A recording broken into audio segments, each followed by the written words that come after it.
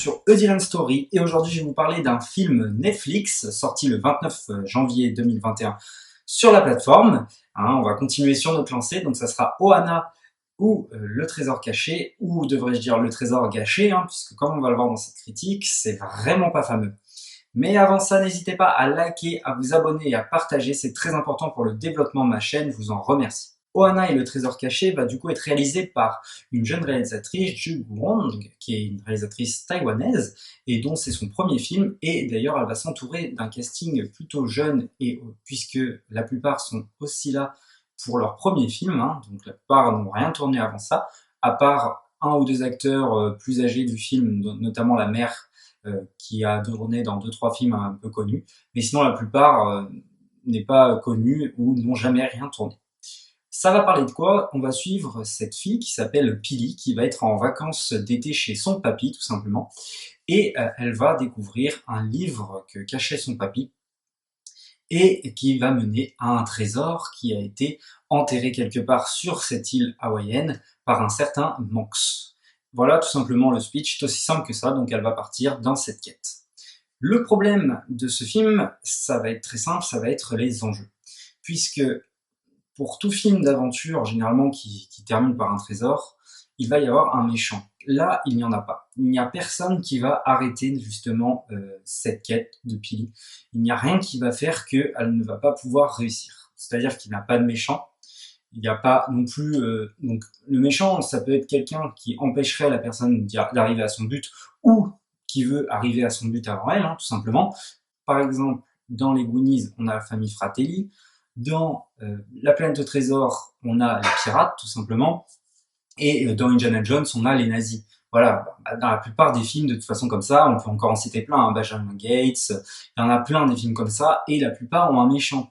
Et là, le problème, qu'est-ce qui va faire qui va empêcher d'arriver à leur quête?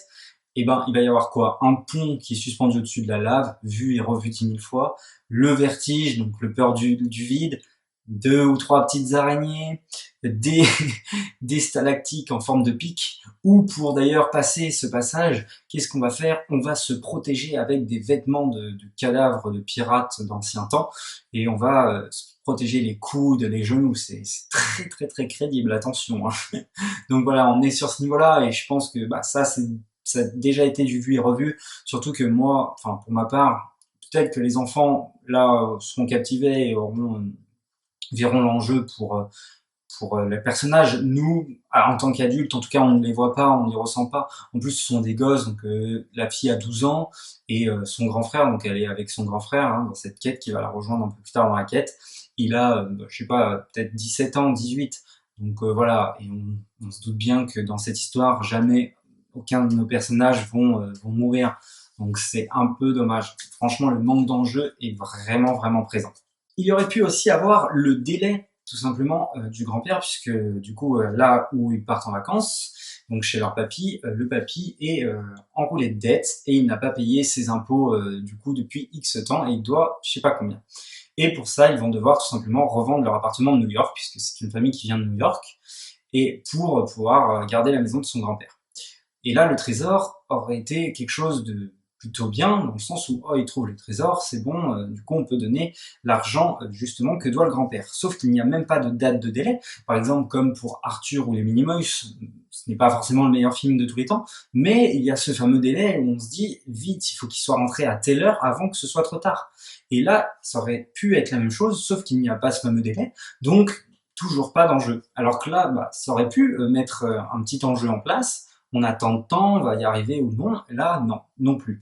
Et pour ça c'est aussi malheureux. Pour aussi, quand la fille va regarder le livre, et donc va raconter ce qui est arrivé à ce fameux Manx, on va du coup retourner dans le passé et voir ces fameux pirates, voir ce qui leur est arrivé, tout en ayant la narration de la gamine. Donc c'est la gamine qui parle, ou le grand-père, enfin le personnage qui lit le livre à ce moment-là, ou ce qui s'imagine ce qu'il est passé, va raconter l'histoire. Et putain, mais on dirait que c'est une vieille parodie de Pirates des Caraïbes, je vous jure. C'est pas du tout, mais crédible à aucun moment, quoi. On dirait des vieux gars déguisés dans une vieille grotte en train de, tout simplement de parodier Pirates des Caraïbes, le premier. C'est incroyable, surtout avec les voix off, du coup c'est vraiment horrible. horrible. Ces voix de narration, c'est non, non, c'est alors ça, c'est aussi un truc vraiment mais raté, je trouve pour ma part. Et c'est plutôt présent dans le film, donc c'est que dommage. Pourquoi la gamine commence à lire l'action? Ce qui aurait été bien, c'est que oui, donc le personnage qui est en train de lire l'histoire ou de se l'imaginer commence à dire ce qui s'est passé, et là on rentre complètement dans l'action sans qu'il y ait ces voix off, et les personnages qu'on voit à l'écran, donc ce fameux Manx et les pirates qui l'entourent, c'est eux qui parlent. Là, ça aurait été déjà, je pense, un petit peu plus crédible.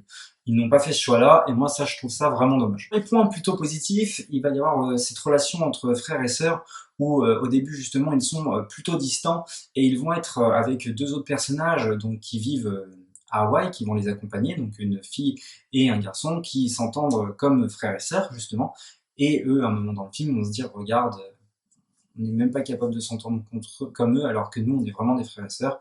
Et il va y avoir ce rapprochement entre les deux au fil de l'histoire et à la fin, ce qui est plutôt bien trouvé, ça pour le coup, ça marche plutôt bien, j'ai trouvé, puisqu'ils vont être amenés à s'entraider tout le long de cette aventure, donc là c'est plutôt crédible, et donc à se rapprocher de plus en plus jusqu'à la fin de cette aventure, où là ils vont complètement devenir de vrais frères et sœurs, ce qu'ils auraient dû être depuis le début.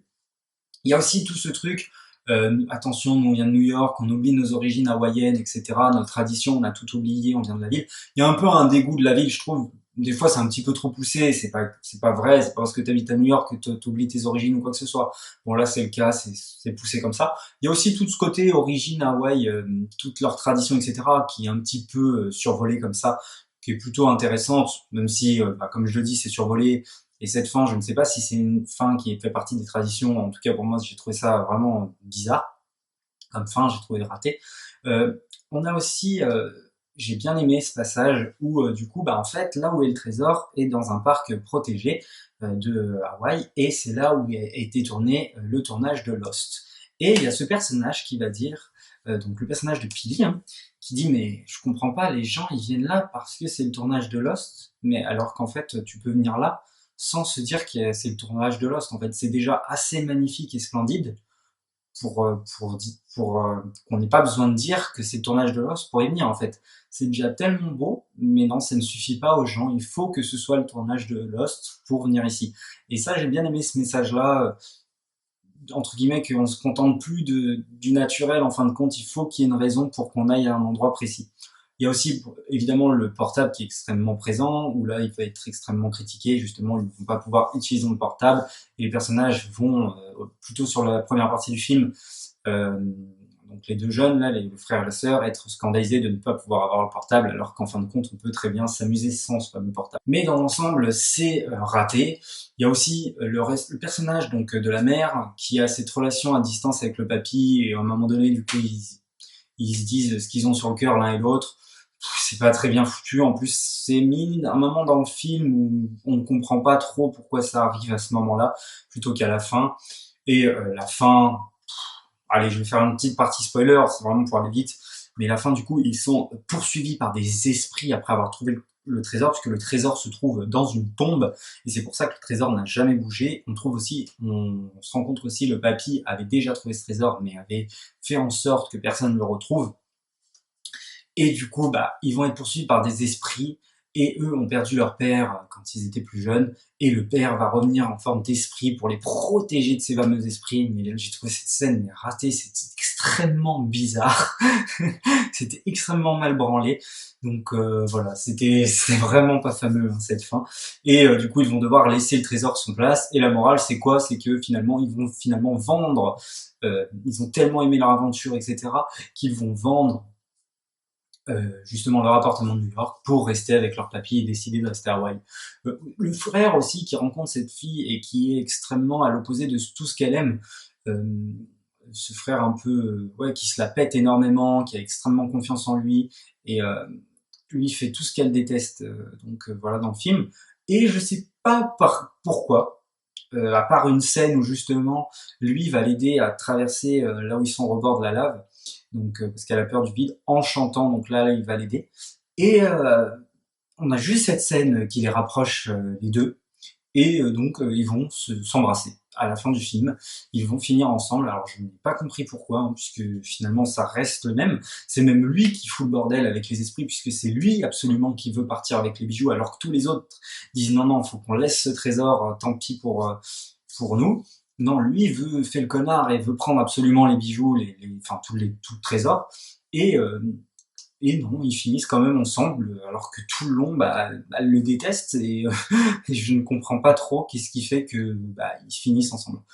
Voilà. Bon, dans l'ensemble, de toute façon, ce n'est pas un film que je recommande. Ce n'est pas un mauvais film dans le sens où je pense que les plus petits vont accrocher à ce film, et encore que petit, quand je dis petit, c'est pas 4 ans, hein, c'est plus aller 6, 8 ans, là où, enfin 10 ans, ils vont sûrement aimer ce film. Pour ma part, moi je lui mets allez, 2,5 sur 5, donc la moyenne. C'est quand même pas non plus un mauvais film, même en termes de réalisation. Mais pour un film d'aventure, on attend beaucoup plus, notamment en termes d'enjeux. Donc je pense que ça plaira aux plus petits, mais voilà. En tout cas, n'hésitez pas à liker, à partager et à vous abonner, à me dire aussi dans les commentaires si vous avez vu le film et ce que vous en avez pensé. En attendant, moi je vous dis à la prochaine pour une prochaine histoire.